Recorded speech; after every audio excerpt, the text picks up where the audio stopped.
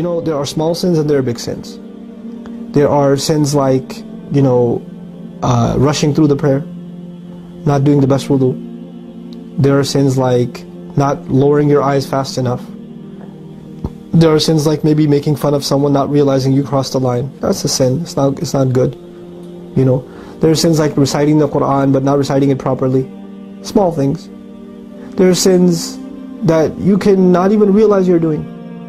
But then there are major sins. The consumption of haram, like you're drinking a beer. The zina of the eyes. It's pretty major. Actual zina. Killing somebody, consuming riba, earning riba, endorsing it, saying something that Allah has made haram, that it's no big deal, it's okay, it's halal, Allah will understand. Things like that. These are major sins. Allah says, you want to be people of the afterlife? Number one thing you give me is don't do major sins. Kaba'ir al-ithm. Stay away from the big stuff. You can refine yourself and work on the smaller things over time and become better and better and better as a Muslim. But the first order of priority is the major sins. If you're dating a girl, you're in major sin. If you're dating a guy, you're in major sin.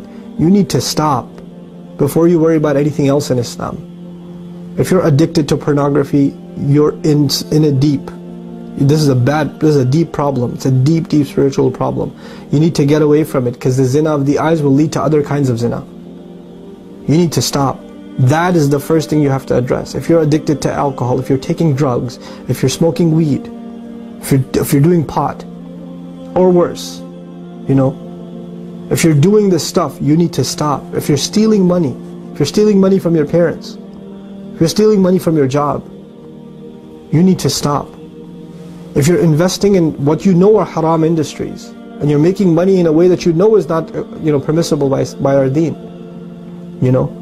and if you're like, oh, I'm in an innocent business, I'm in real estate, okay, that's innocent enough, but I rent out my warehouse to a club. Okay, you're not clubbing, you're just renting it out to them. You are perpetuating evil.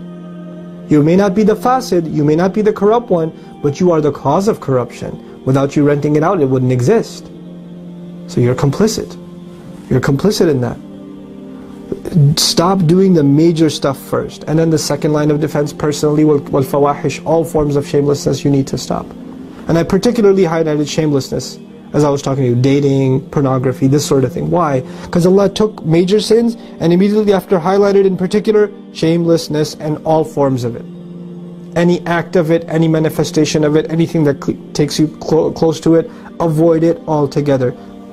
These are the things that we need to prioritize, and these are the goals you need to set for yourself. How will you surround yourself with people that will help you avoid major sins?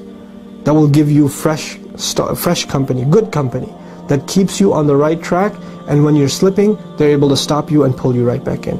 I pray all the best for you, and I pray that inshallah your life becomes better and better and better as a Muslim, and that you and I are able to stand in front of Allah successful on Judgment Day and be able to congratulate each other because we helped each other make it. Barakallahu li wa lakum. Assalamu alaikum wa rahmatullahi wa barakatuh.